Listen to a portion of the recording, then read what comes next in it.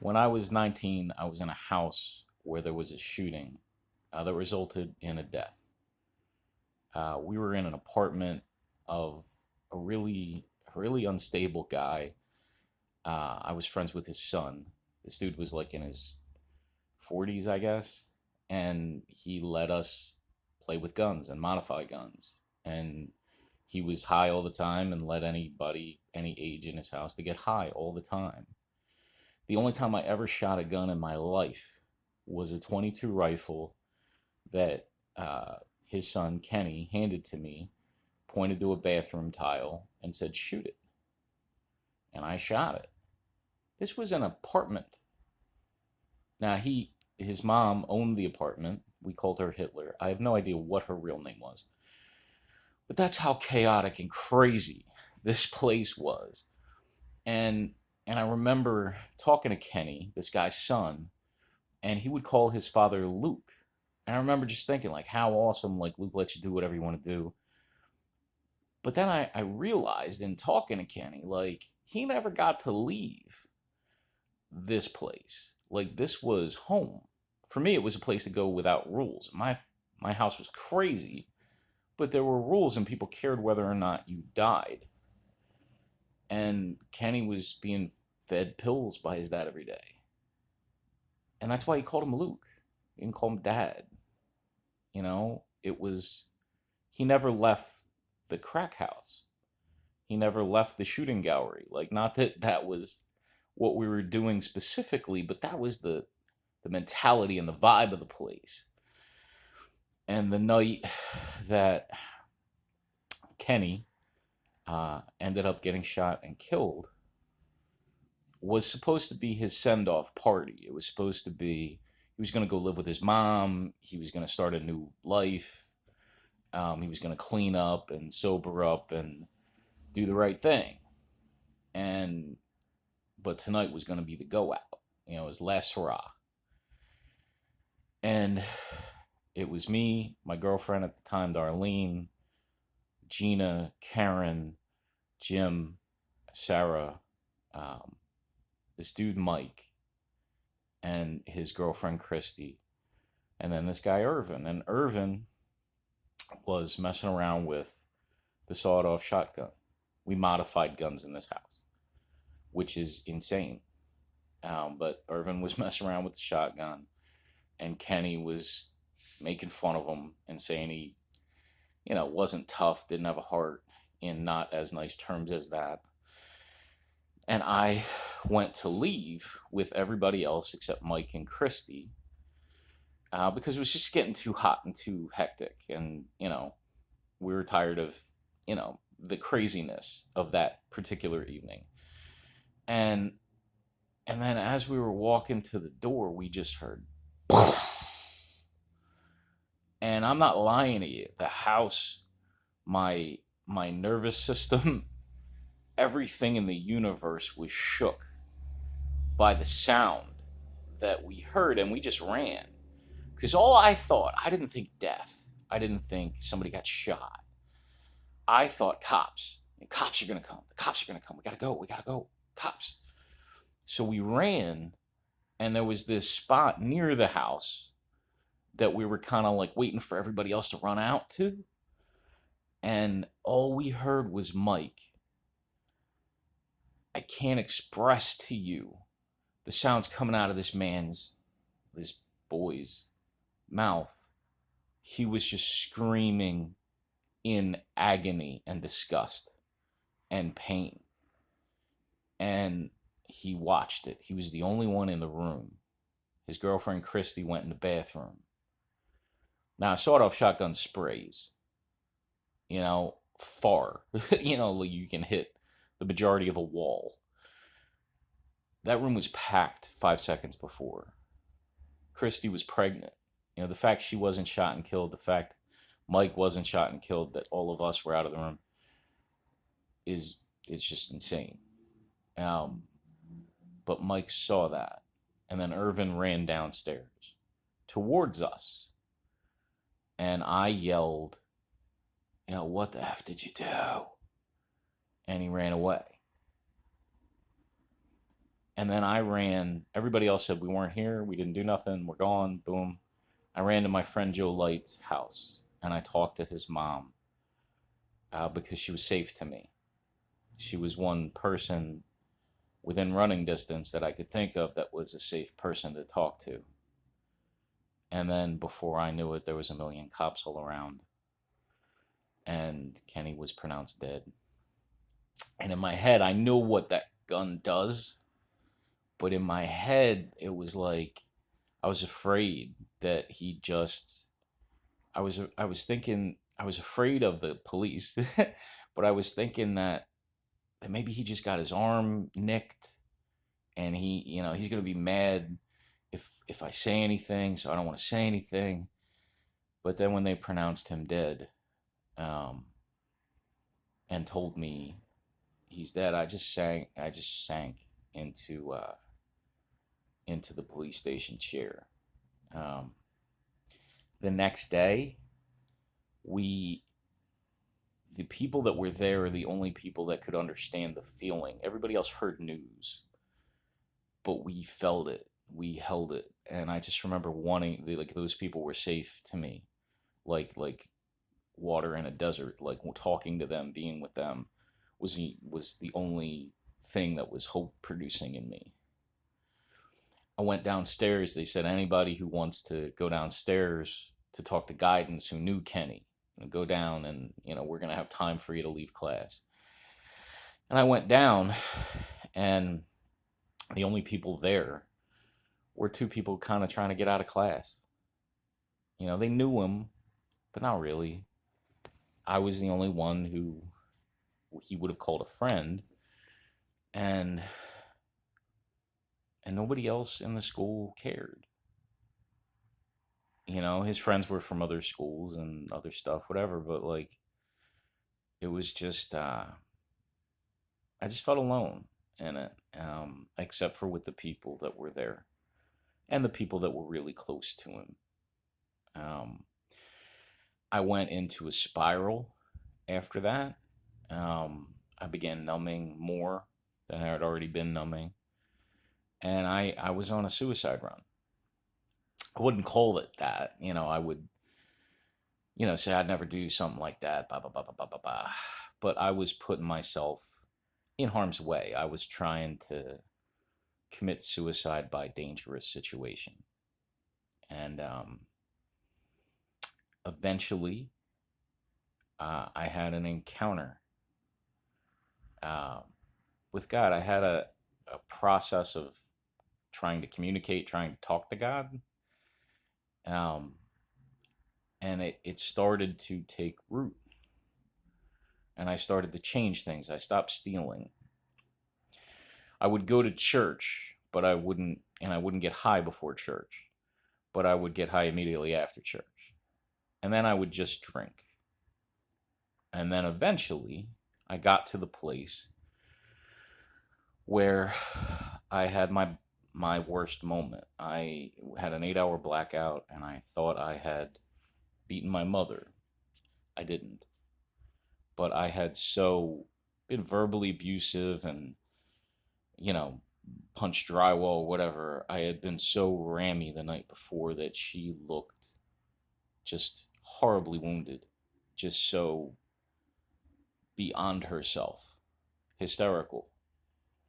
That's what I thought. And my father used to beat my mother, and that was my never. I will never hurt that woman. I was a protector when I was 6 years old.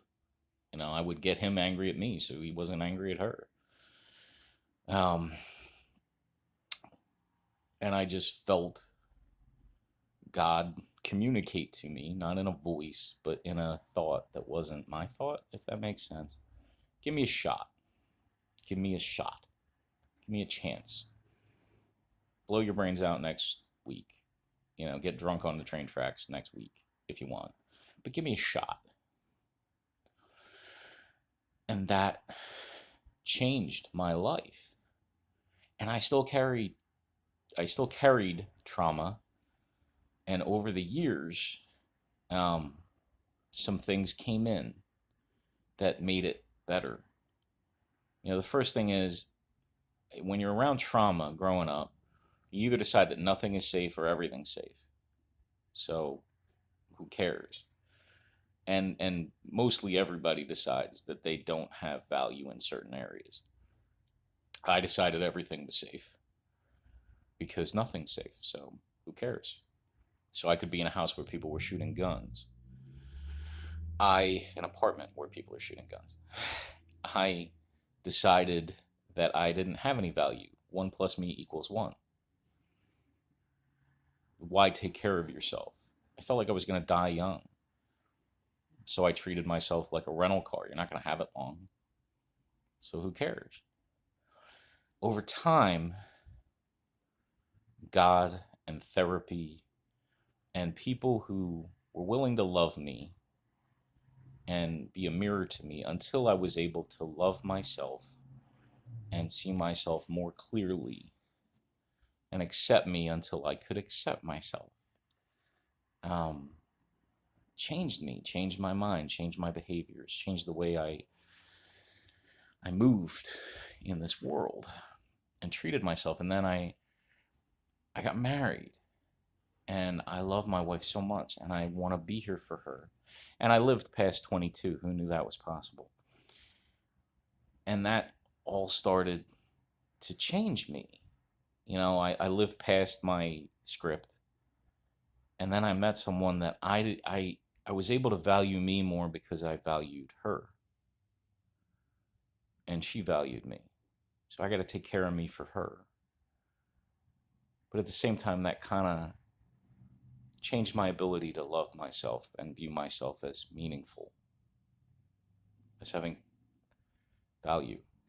Then I had a little girl, and whew, I want to be here to protect that child and to nurture that child and to teach that child and to rejoice over everything she ever wants to celebrate.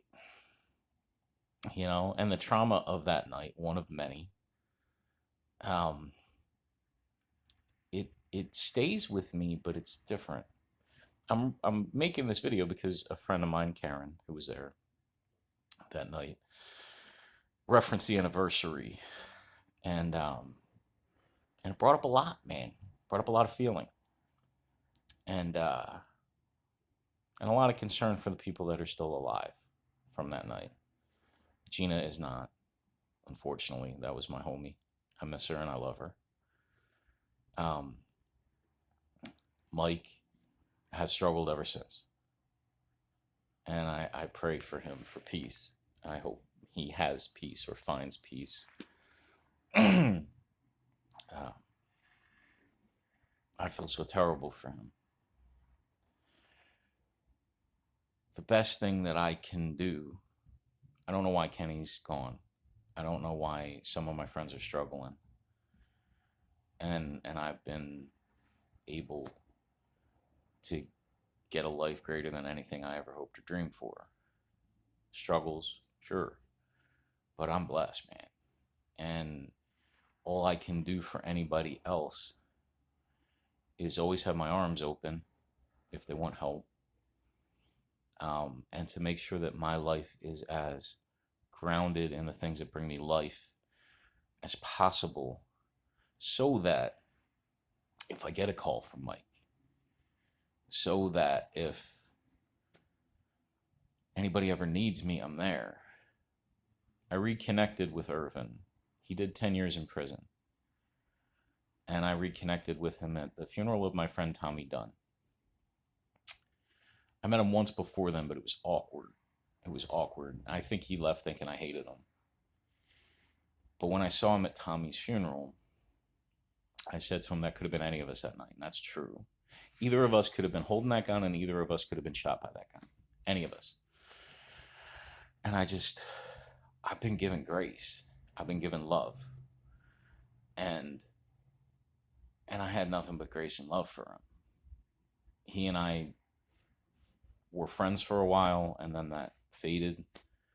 After that, we were friends for probably a year or two, but it just wasn't. We weren't on the same path. But I wish him nothing but good.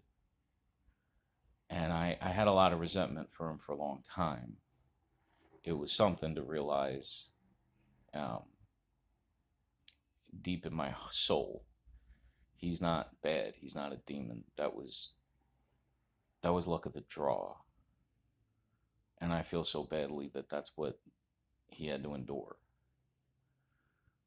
Um, so I just wanted to share that for myself. Um, if you take any meaning out of that, God bless you. The meanings I would offer to you as, Jerry's thought for the day are, that our pains and our traumas can move us in different directions. And if we choose to bring life into us, to act as if we have value, to act as if we're going to live to be 80 years old, and that we can actually be a meaningful part of someone's life, even if we don't believe in it, if we don't feel it, if we act as if that's possible, then amazing things happen. Trauma creates some lies in us. Survival guilt is meaningless. I feel it. I've felt it very powerfully. I don't mean to disregard it, but if you survived, if I survived, then honoring them doesn't mean throwing my life away. Honoring them means living the life that I hope other people have the opportunity to live, and that I wish Kenny had the opportunity to live. That was what he was about to do. The other thing I'll say is there is never a good reason to have one last negative experience, because it can be your last, and that's a shame. And I believe that there is something that tries to steal us before we get on the path, before we get grounded in the path to our destiny.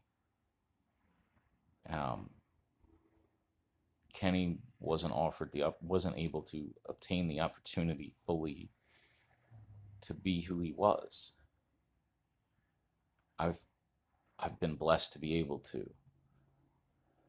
It would be dishonoring to not continue to walk that path.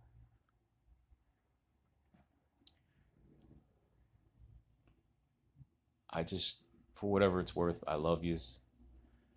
The trauma stays with you, but it gets better. And meaning becomes at least a little more available. Um, and you matter. You have value. Act like that, whether you believe it or not. I love you and God bless you. Um, Thank you for listening.